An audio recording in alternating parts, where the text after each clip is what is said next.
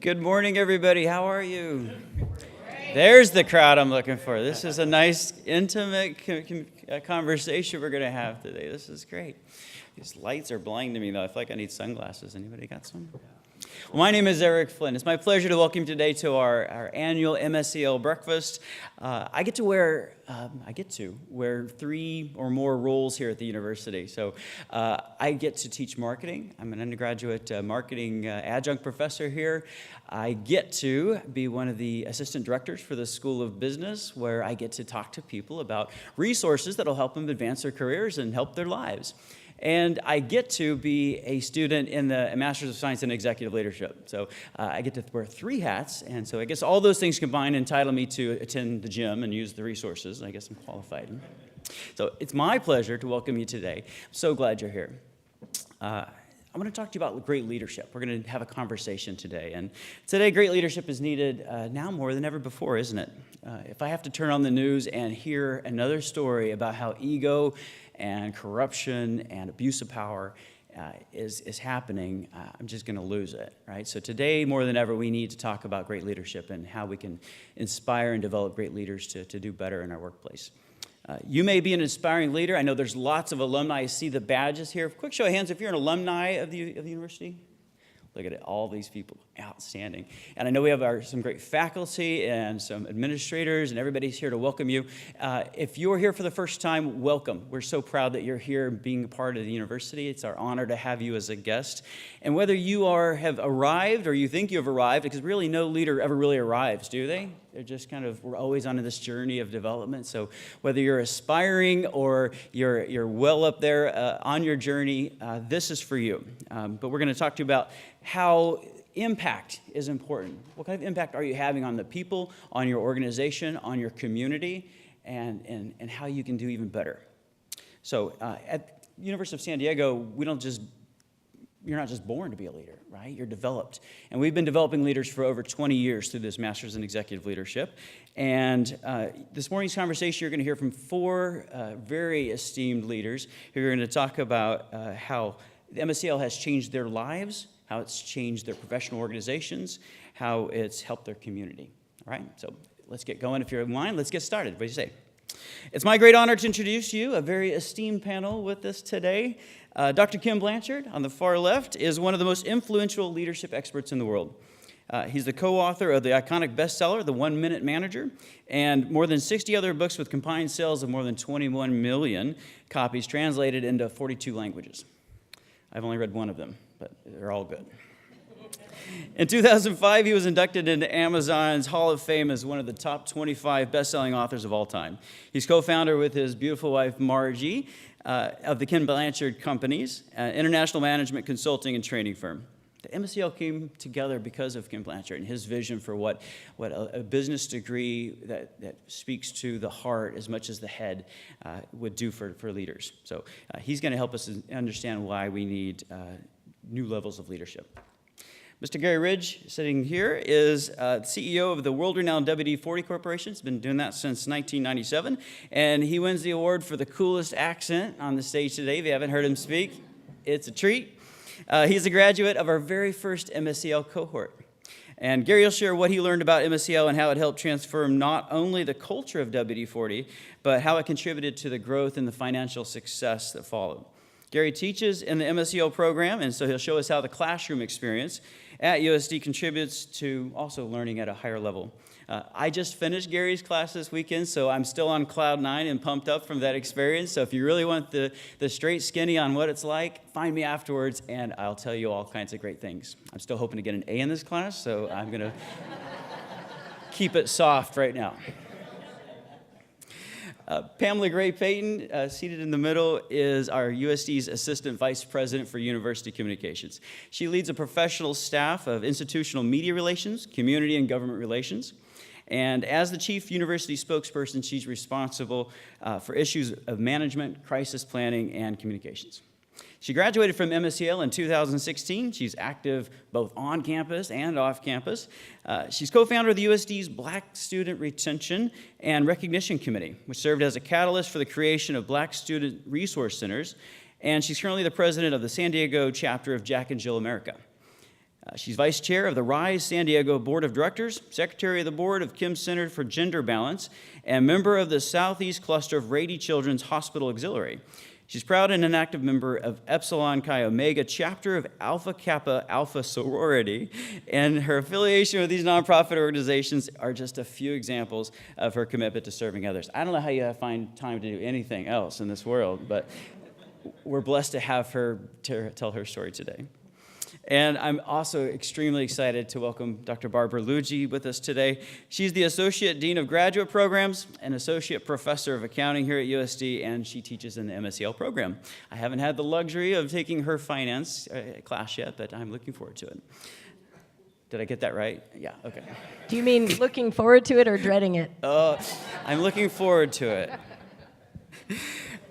She brings a fantastic balance of academic and industry experience, like all of our faculty, right? We love the academics, but we also love people that tell us what the real world is like.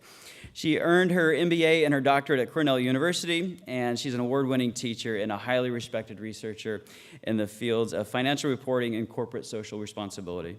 Her industry experience includes working with organizations such as Morgan Stanley, the Financial Accounting Standards Board, and Science Applications International Corporation, SAIC. She'll help us understand why core business acumen, in addition to these important leadership skills, are more important to executives now more than ever before. So please join me with a warm welcome of applause of our esteemed panel.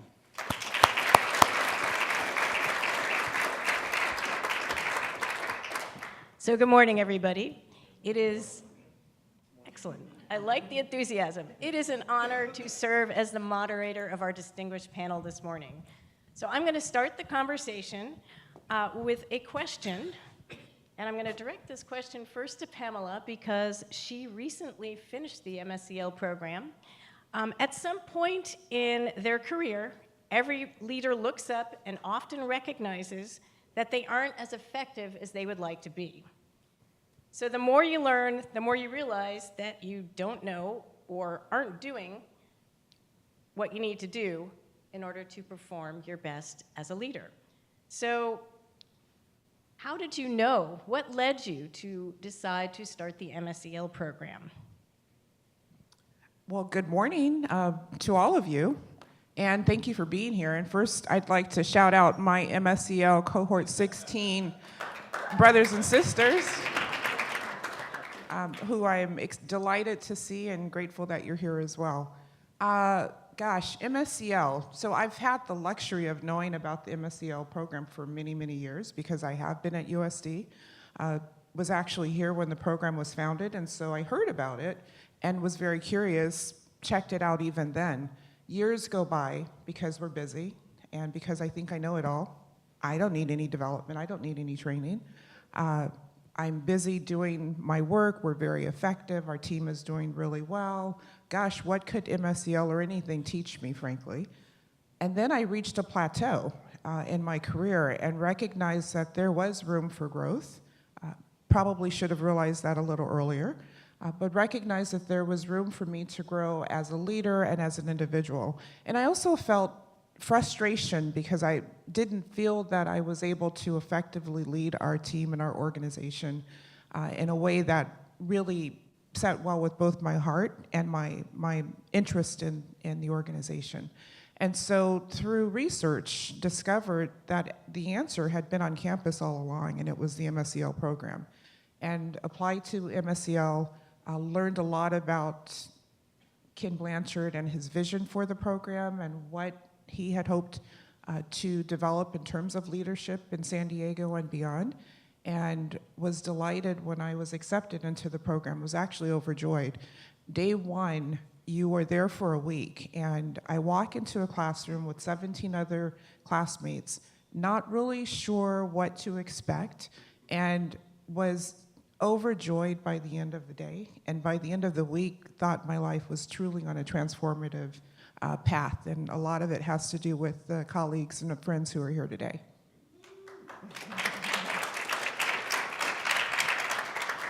Thank you, Pamela. And to the panel, what is the impact of not having great leadership in our organizations today?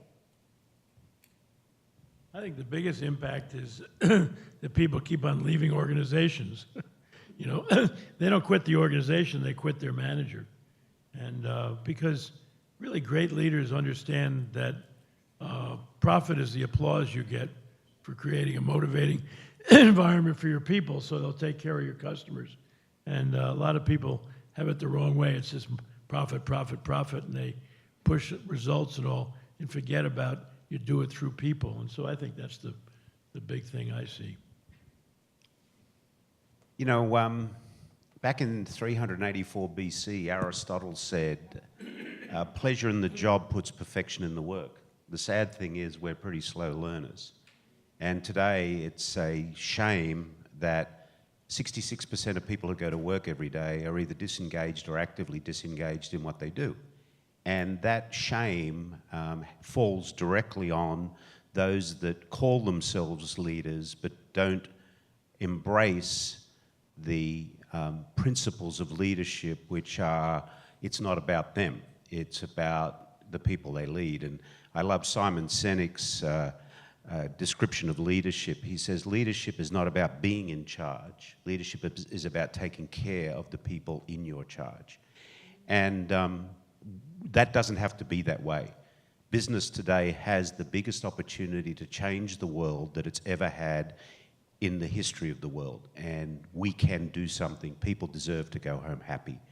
And if they don't have happy families, and unhappy families make unhappy communities, and unhappy communities make an unhappy world, and unfortunately, there's a lot of unhappiness, and we can fix it. Thank you. Next question for our panel. So once leaders recognize they can do better, they look for support. And certainly there's a myriad of books, videos, podcasts, and training programs out there. So let's talk about the experience you've had as a leader and conversations with others that were looking for a development program. So what are leaders looking for in an executive training program, and what are they finding when they do their research?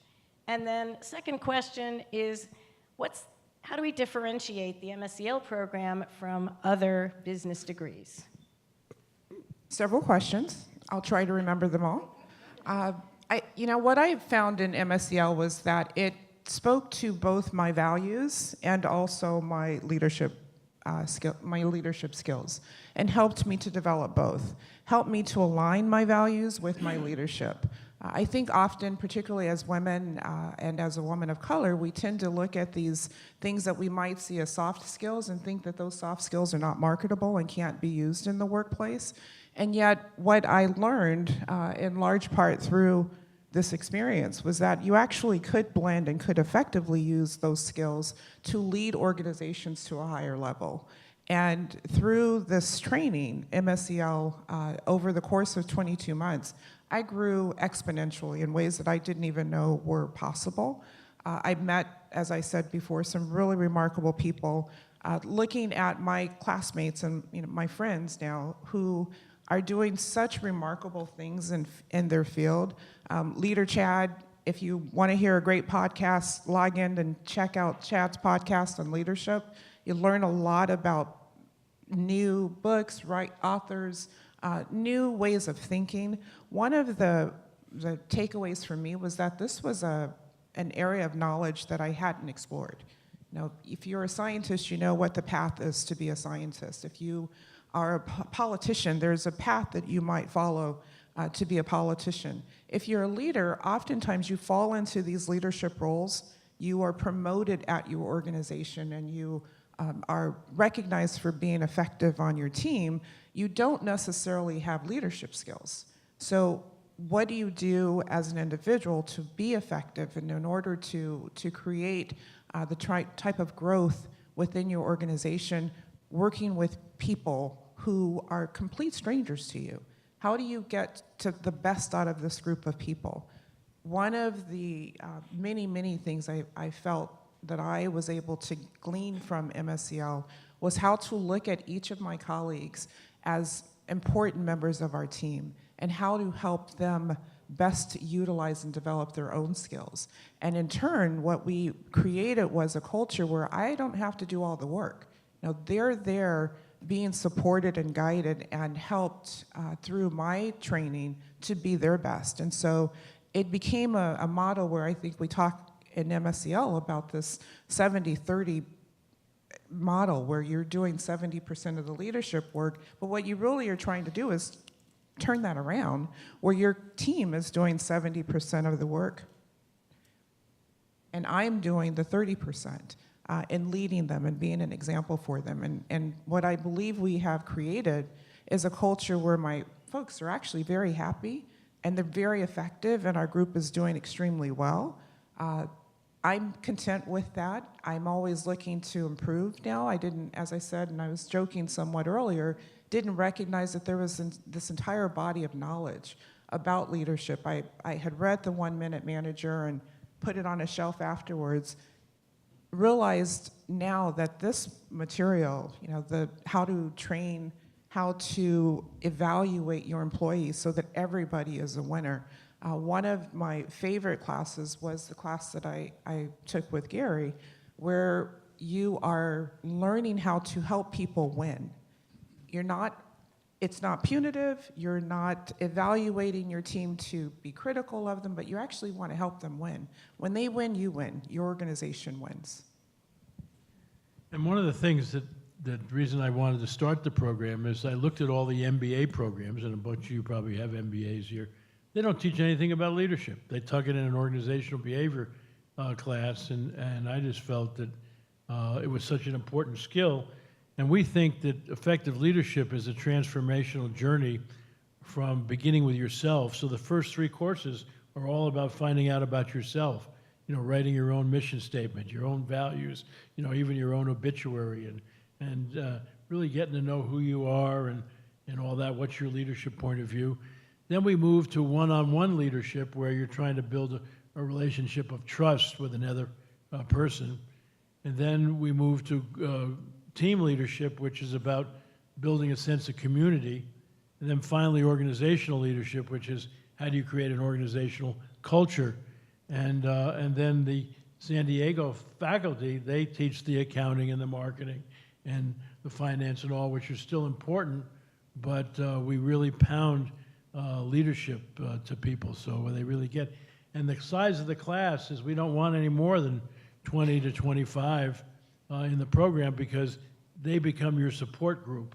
And I think that's what's really, you've got some of your buddies here and people. We have a Christmas party every year at our house, and we invite all the cohorts, and it's just fun to watch everybody get together and renew relationships over a drink or two and celebrate the year. So it's a fun thing. Yeah, just touching on the cohort, I still call the cohort a living learning laboratory. And I think that's one of the great benefits of the MSCL program, because you are in a room with people who are bringing real life personal leadership experiences to the conversation. So it's not just theory, and it's really in practice. So the cohort experience, and now having taught, I think, for 10 or 11 years, watching the cohorts interact and actually feeding off each other is really, really powerful. And it is so wonderful to see how the cohorts have stuck together and supported each other in different ways as we've gone forward. It's an amazing, amazing family, the MSCL family. Thank you all. And for those of you who are wondering what the mix of courses looks like in the curriculum, academic, the core business classes versus the leadership and communication skills that are key for succeeding in a leadership role, about 2/3 of the courses focus on leadership and communication, and about 1/3 of the courses focus on developing core business knowledge, so accounting, finance, marketing, statistics, etc. Okay, let's move on. So USD has been developing leaders for several decades, well, actually 2. Let's now talk about the MSCL experience. So I can't help but quantify things because I'm an accounting professor. I like numbers. So what classes are taught in the program, and how does the curriculum balance soft skills with business acumen? Well, I think you just described I just described part of it. Would you like to add anything? how about what's the classroom experience like and how is it different from other leadership programs? Perhaps you'd like to describe a little bit more about your class. I think Gary, one of the Ken. differences is that when you have assignments and papers, you don't go to the library, you go back to your own organization and say, okay, what did you learn this week that has application there? Because we want to make you effective leaders, not effective researchers and all that kind of thing. So I think that's the assignments are already very practical in terms of what are you doing. Yeah, I can speak to that, Ken. I used to get, there was a kind of a feeling going around the company, uh-oh, he's been to school this weekend. And that was 20 years ago, but you can actually take what you've learned, and I used to say you learn it on Sunday and you apply it on Monday. And not only do you apply it, but you can see the results of the learning and the execution, which is very, very rewarding. You know, great leadership is a mixture of results and relationships, and having those both addressed in the program is really, really strong. Barbara, if I could add, like Gary just said, on Monday, so classes are Friday, Saturday, and Sunday for the most part. There was also class on Monday, but that was for my colleagues at work. So MSCL Monday, they all looked forward to, what did you learn this weekend? How are we going to apply it?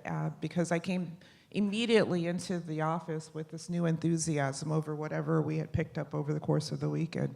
But I think one of the important aspects of MSCL is the cohort experience and developing this extended family, if you will, with your classmates. What we did often was we spent a lot of time together, of course, over the course of the weekend, but we also spent time together working on projects over the course of the month, preparing ourselves for the next class, sharing best practices, knowledge that might be helpful in preparation for a class, and just that team bonding, team learning experience was something that I think can be incredibly valuable, particularly for professionals such as yourself at this stage in your life. You don't have necessarily the time that an undergraduate has to spend on an assignment, but when I can sit down with a classmate or a team of them and work together on a project and each of us sharing the learning experience, it saved me time, but it also helped me to really own my own knowledge, my own experience. And I think that's something that I found extremely valuable with MSCL. One of the things that we do, and just as the class experience, our final paper is a presentation that you would give to your CEO or your leader on recommendations of changing behaviors in your organization to improve culture. So it's an absolutely real working document, and you know, we don't care if it's a paper or a PowerPoint presentation, but you know, you've learned all this stuff on the weekend. How would you now present this to a leadership group to make meaningful change within your organization? And we've had feedback from more than a couple of the people in our classes that having made that presentation, there has actually been real change in the organization. So we find that pretty rewarding. Gary, how many people have you put through the program? Because I think 30, Ken. that's right. Yeah. We've put about 25, and you know, we're in the leadership business, but we wanted our people to really go into depth and really know about it. But that makes quite a difference, and both of our companies are always up high in the best companies to work for in San Diego. Yeah. You know, I can honestly say that looking back over the past 20 years, our company would not be the company it is today if it wasn't for the MSCL journey. You know, when I got the opportunity to lead the company back in 1997 as CEO, I was more consciously incompetent then than I am now. I was scared. I really had a big aha moment in that I knew that micromanagement wasn't scalable. On the disc profile, I was a turbo D, be brief, be bright, be gone, and that wasn't going to work anymore. And going into the program, the final paper in our strategy capstone class was a flip chart that I made that took the key elements of the learning and put it in a model that we could execute in the business. We executed that model That flip chart's hanging in one of my meeting rooms at our offices in San Diego, up in Scripps Ranch. The difference is we went from having employee engagement that was as ugly as most companies to now having employee engagement at 93.3%. We have a stated goal as a strategic driver in the company to attract, retain, and develop outstanding tribe members to get our employee engagement to 95%. And in our last employee opinion survey, and we've been doing these for 20 years now, 99% of our people globally, and we operate in 17 countries around the world, said they love to tell people they work at WD-40 Company. If you look at Maslow's hierarchy to self-actualization and the grid that it looks at employee engagement, the premium measurement is people love their jobs. 96% of our people in the company say they respect their coach, which is their boss. We don't have managers, we have coaches. And as Ken said, the main reason people leave organizations is because they hate their boss. Oh, and by the way, as a public company, our market cap over that time has gone from $250 million to $2.5 billion. And it's all about the people. Okay, so we've had hundreds of MSCL graduates before the current cohorts, and they go on to work in large and small companies. So we've heard a few stories about what the impact of the MSCL program has had on some of the alumni and organizations. Would you like to share any more examples or stories about the impact of the MSCL program and having that program help an alum propel his or her career to the next level? I would love to. I actually reached out to my, again, my colleagues, my Team for Life Sweet 16, and asked them a couple of questions about their MSCL journey and just where they are today, 2 years after graduation. I think everyone responded, and they did so really, really quickly. So everything from new podcast, creating a new podcast on leadership.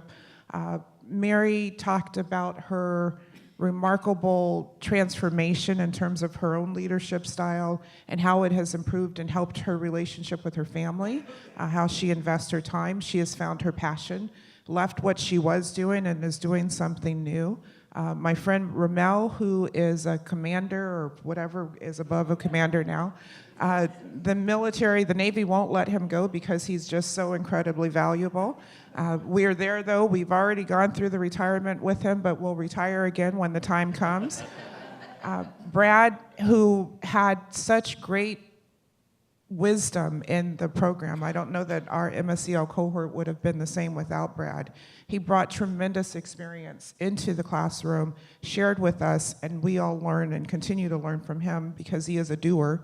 He's not just a talker, but he really is a doer. And Evan, who had just retired from the military, had been a pilot, still does some crazy things in the air, which is phenomenal to me. But his journey has also included a transition in career and doing some really, really great work. I guess my point is that it's transformative. It really changed each of us, both professionally and personally. And if you were to experience MSCL, I assure you, you will experience some transformation of your own. Quantifying it is difficult because I think we're all doing very different things, but there isn't one of us who regretted the experience. We may have come in through the door looking for something different, walked away incredibly strengthened and feeling much more powerful. And the thing that I have shared previously is that for me, it gave me the competencies, the increased competencies to improve my confidence. And so what I am doing now, not just for the University of San Diego, but in the community, is largely in part because of my MSCL journey and what it added in terms of value to my life and what it is that I feel that I can do. You know, I knew that I had a lot to give and just wasn't quite sure how to give it. And now I'm able to do that in large part because of the competencies that I learned through the classroom experience, the support of this really great group of people and friends, and an employer who recognizes now the voice that I wasn't willing and able to share in such a forceful way. And I also just want to point out that one of the greatest experiences in MSEL is your international study abroad experience. And I say that because our professor, who is now the dean of the School of Business here at the University of San Diego, Dr. Gomez, is in the house. Whoa, you want to go to Spain with Dr. Gomez. Pretty remarkable. It was fun, a great learning, met some amazing organizations, spent an afternoon at Yadro, which was a dream come true for me because I'd been collecting Yadro for a long time. Excuse me, for a long time, but to meet the family and to learn about their organization and how this culture had created this incredibly wonderful place where people work for the company for decades, and then they pass on the job to a family member, and they continue to turn out some of the most beautiful porcelain in the world. We spent an afternoon or an entire day there, and it was just really in Spain. Where were we, Dr.? Valencia. Of course I would not remember that, because that is where I will be retiring to. It's interesting about the cohort. The night before graduation, we always have a dinner, the graduating class. And I go around with a microphone and have each of them say what the program's meant to them. And a number of people end up crying. But the biggest thing they talk about is the cohort and the power of that. You know, they say, oh, the professors are pretty good, but the cohort. And because like every Saturday afternoon, we end the class early, and the cohort gets to spend an hour and a half together saying, how are we doing as a learning community? You know, so they get to self-monitor themselves and all that kind of thing. So it's a quite unusual thing. That's why we don't want to have a huge crowd. We'd love to have two different cohorts going at the same time, but we don't want to pile 50, 75 people into a thing. You know, Ken, one of the things you said that I think just reminded me of is that until you know who you are, there's no way you can lead. And so many great people become poor leaders because their ego eats their empathy instead of their empathy eating their ego. And the first couple of courses that we do at MSEL, in a caring and sharing way, remind you of who you are. And the thing that you get comfortable doing is wearing your own shoes. And I got really comfortable with 3 very powerful words, which were, I don't know. And today, I'm very comfortable being probably wrong and roughly right at most things. And I think that's a powerful place to be, because if you know it all, there's nothing you will learn. And we have to learn every day. So I think that's one of the most powerful things. Talking about ego, in the class my wife and I teach, we have an Egos Anonymous meeting, and we have a 12-step program because it's the biggest addiction in the world, because there's 2 aspects of ego that get in your way. One is false pride, when you act like you're more than, I'm brighter than, I'm smarter than, and everybody knows that's an ego issue. But the other one is fear of self-doubt, when you have a less than, I'm not as bright, and all that kind of thing. And so the antidote for false pride is humility, and the antidote for self-doubt is to realize God didn't make any junk, and that you're really beautiful. What we need to do is help you find out what your skills are and all, so you can gather people around you who build up the areas that you need help in. And it's fun to see everybody stand up and say, hi, I'm Ken. And what does everybody say? Hi, Ken. And they say, I'm an egomaniac. And then they have to tell a time in the last week when their ego got in the way. And I always say, if you can't think of one, then you lie about other things too. Because our ego bites us periodically, but it's not like any other addiction. It's the more you notice it, like Gary's, spent time noticing and has got less ego involved than he had in the beginning. And I think that's an important, powerful thing. All right, so this morning, We've talked about the journey of a leader from the decision to start the MSEL program to the transformative nature of the program and the impact on the leader's career. And since we have so many MSEL alumni with us today, what is one golden nugget that you would like our visitors to take away from this conversation today? Or for those that are further along, do you have any advice? I would just really implore people to consider MSEL for yourself. You know, you may or may not stay at your organization. As I've mentioned, many of us, many of my colleagues did not. I'm still here, but doing different things and doing things differently. But I really would suggest that you explore MSEL for your own personal journey. As I said, a lot of times we rise in organizations because of our knowledge, because of our skill set, but that does not make you a leader. And in organizations, even like universities, where you have people who have been amazing faculty and are given the opportunity because they're such great faculty to take on new roles, that doesn't necessarily mean that they have the skills to be effective leaders. And even they can learn a tremendous amount from a program like MSEL. So I would just implore you to look at yourself honestly, where you are, where do you want to go, and what are the skills that you need to get there. And perhaps through some honest self-examination, you will find that a program like MSEL, which is different than a typical MBA, without a doubt, several of our classmates had MBAs before they joined MSEL. And they came to MSEL because it took both the time to develop their personal leadership model as well as the examination that happens in the classroom with the curriculum to build the leader that they are today. And the other thing to remember that I'd like you to take with you is that at graduation, spouses are there, and it's amazing. They'll come up to Margie and I and say, God, my spouse is so much better a father or a mother, or our relationship is, because what you learn is not just about for business, it's about for life. And the thing I'd love for you to take is that leadership, as Gary was saying earlier, is not about you, it's about people that you're supporting and encouraging.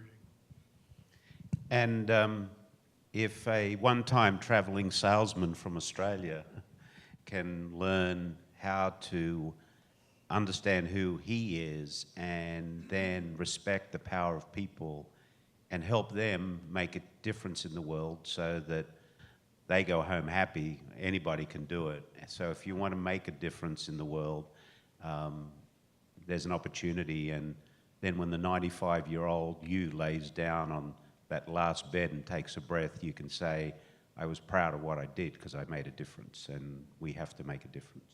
The world needs us.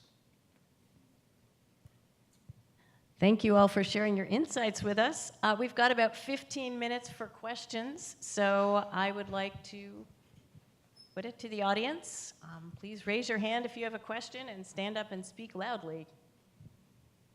I kind of a question for the group. I was talking to an associate. Our organization, I believe, is on a good path, good moral compass, as you guys have described.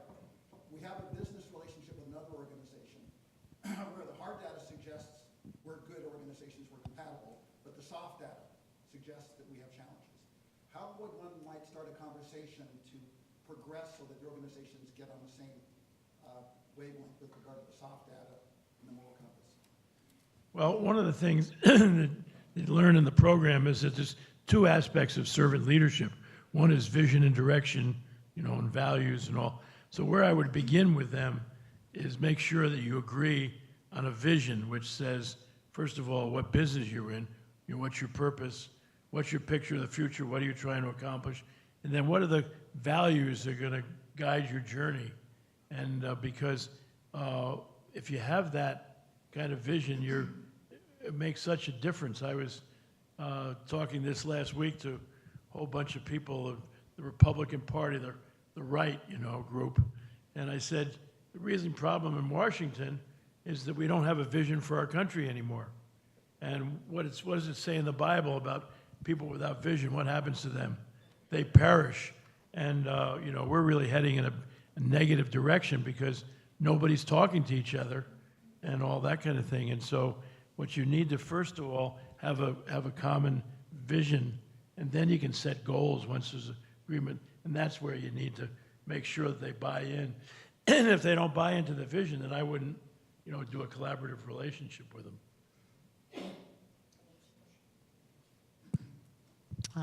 Next question, please. Oh. No one asks questions. I'm going to ask you questions. I'll cold call you. Okay, we'll let you ask one, Eric.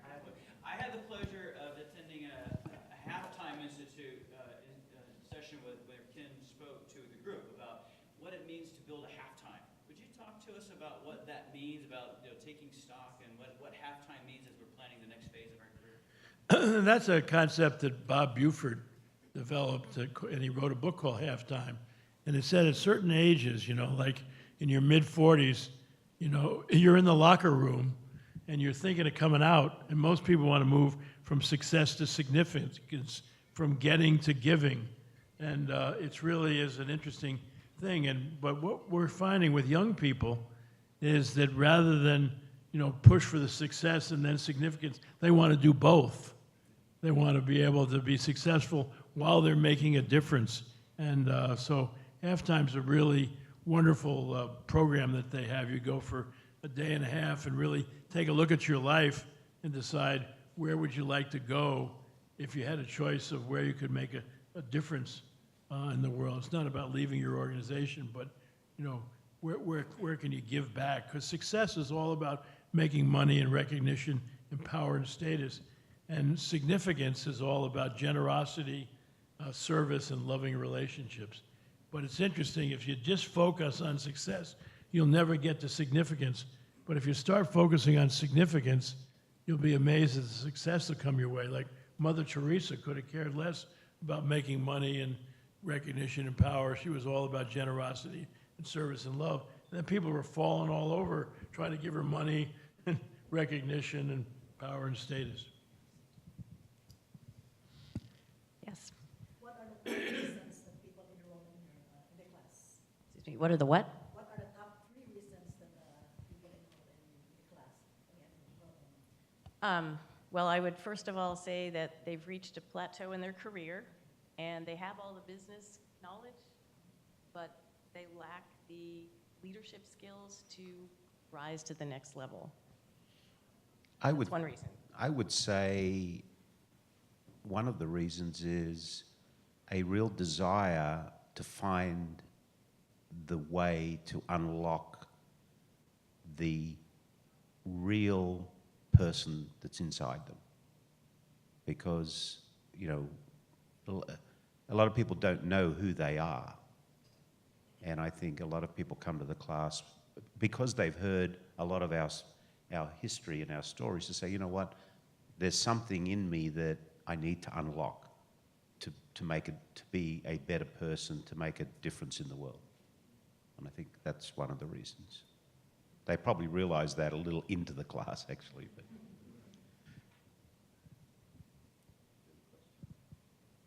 Yes. Question, and this is to both Gary and Ken. What life lesson do you feel you've learned through your journey in your life that you want to share with the youth today? What's the most important nugget you want to share with them? I learned it pretty early. I had an amazing father who retired as an admiral in the Navy, and he was one of those great Americans because he went to the Naval Academy, but they didn't need naval officers in 1924 when he graduated. And then he went to Harvard Business School and started on Wall Street and was about to make a vice president of National City Bank. And he came home and told my mother in 1940, I was 1 year old, I quit today. And she said, you did what? He said, I quit. To do what? He said, I rejoined the Navy. She said, you got to be crazy. And he said, no, I just, didn't I tell you when we got married if the country got in trouble?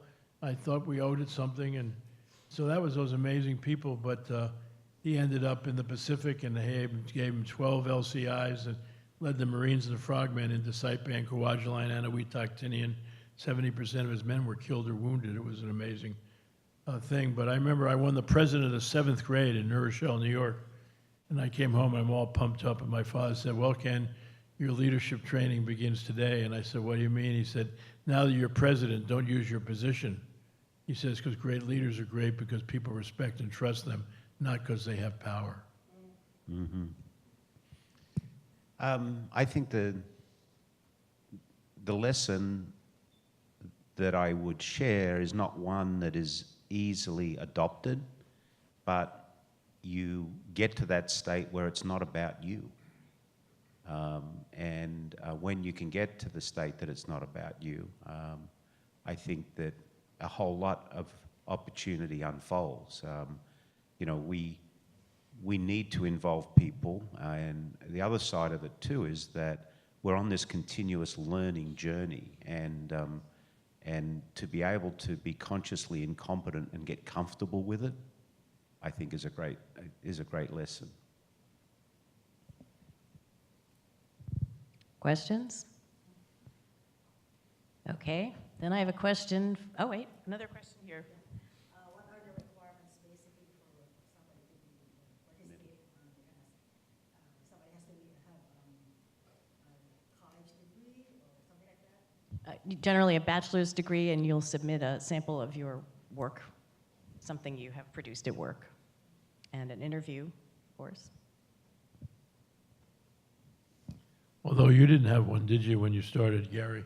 No. Oh, he had a 2-year degree, and so he had to tell the university, we don't care. He's the president of a company, you know? And but we want people that are excited about learning and are ready to go, because we have very seldom do we have anybody in their 20s in the program. They have to be a pretty unique person. They're all people who are mid-career and all that are said, how do we even be better? We had a guy in his 60s that came into the program, and he said, I still like to learn something too, you know, and it was really fun. Ken, has the MSEL program been what you wanted it to be?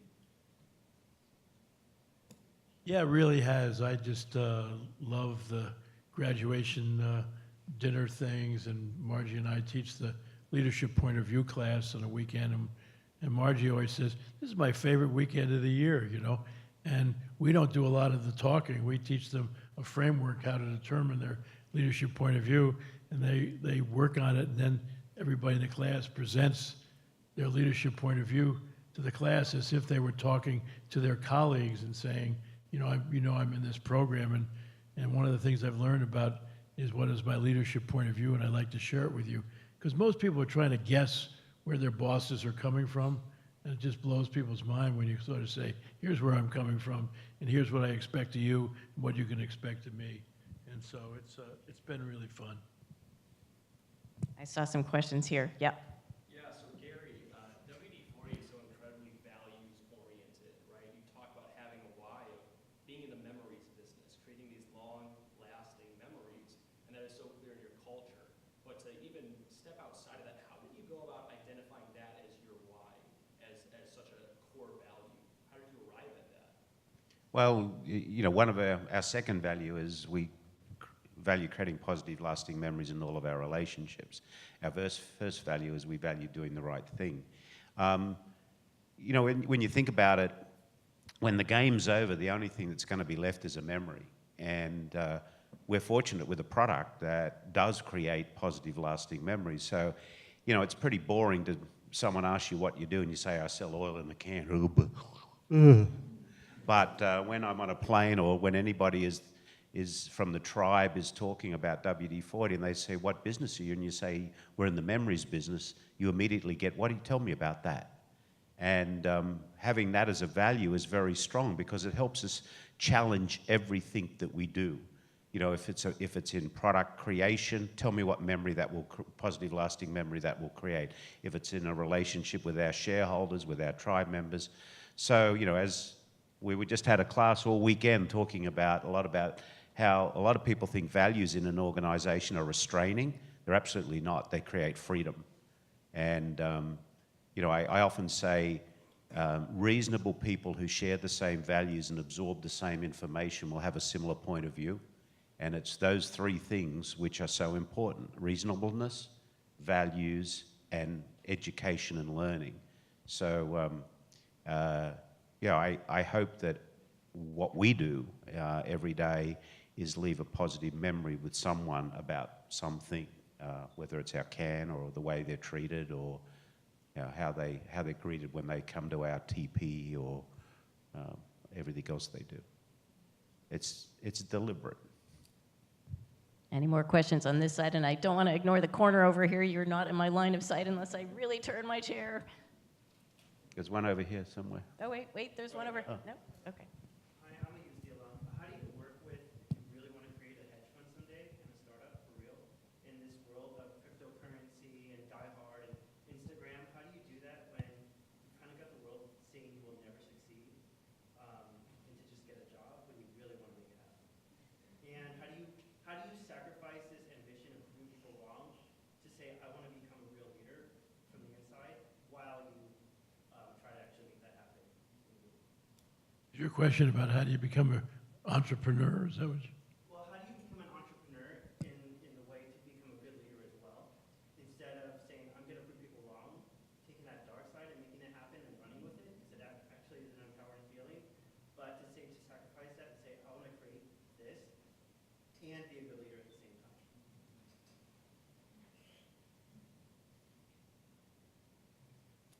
Are you a University of San Diego student? An alum.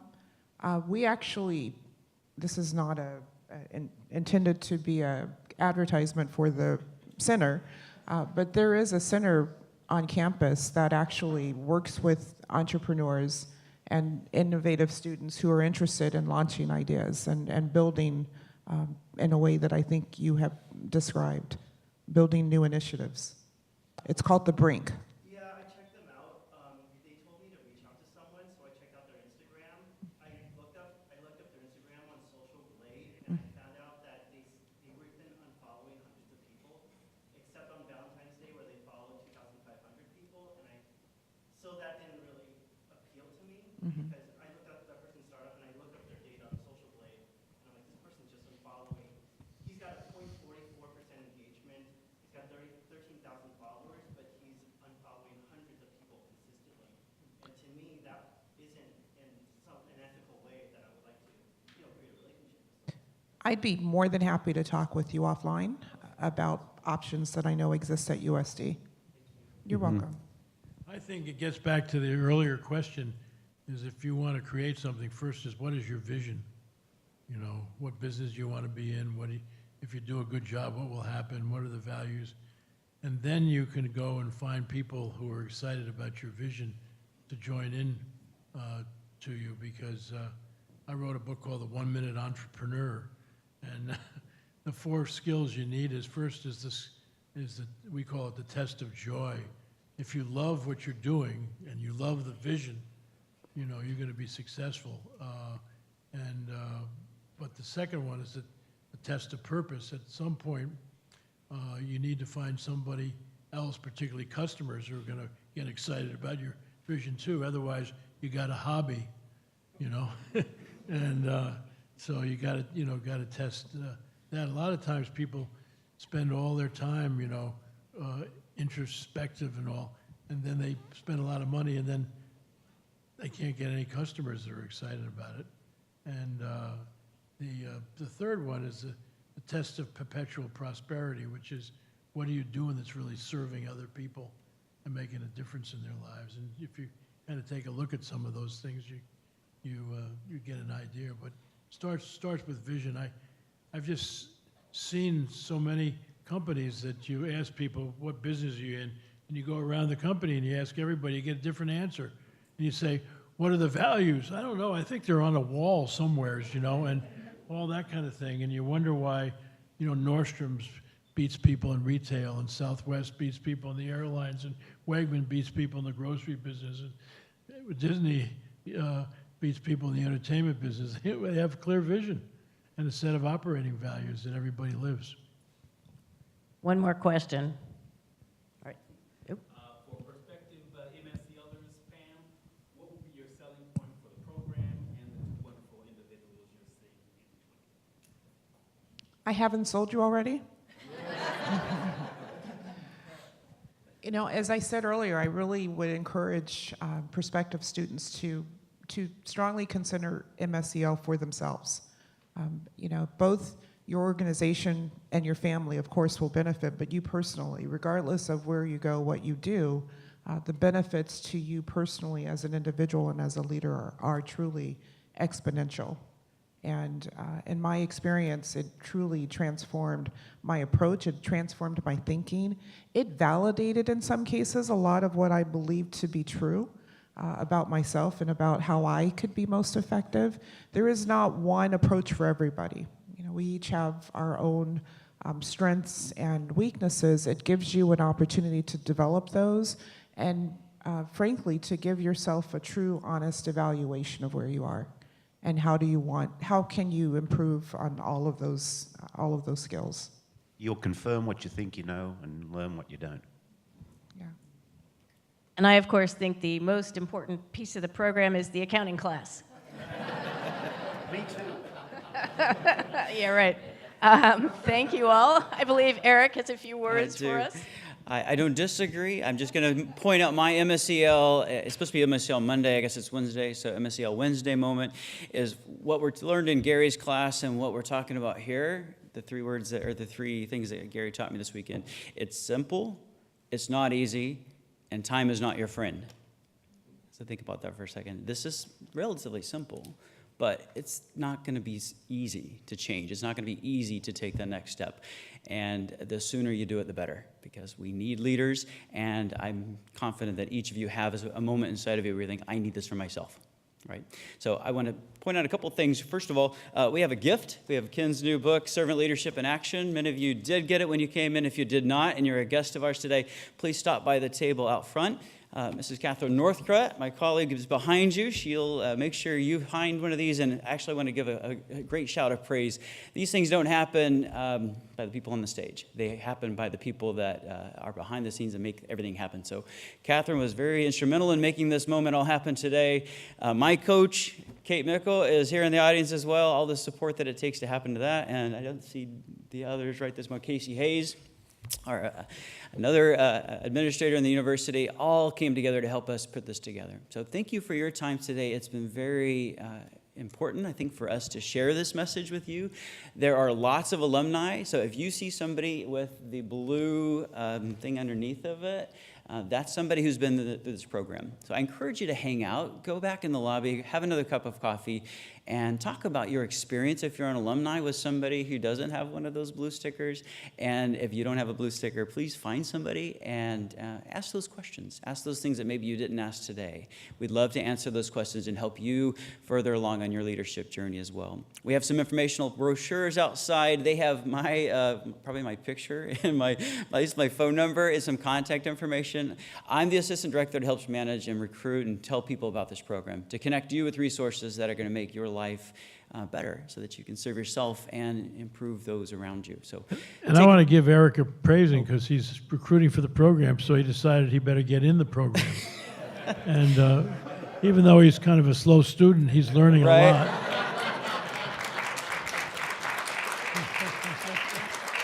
And you don't quit your job. Don't quit your job in this program. It means 1 3-day weekend a month for 2 years and 1 week each summer. That's right. And also the European trip, or not just European, you go somewheres overseas. The adventure. My office is right upstairs. I am, in addition to being an egomaniac, I'm a coffee and caffeine addict, so I have free coffee, and I'd love to buy you a cup if you'd like to talk about your experience, where you're heading, and how we can help you get there. So again, thanks for your morning. Please join us out in the lobby, and it's our pleasure to welcome you to anything that else is happening. Look around. We've got, if I turn this on, we have an information session coming up on February 26th.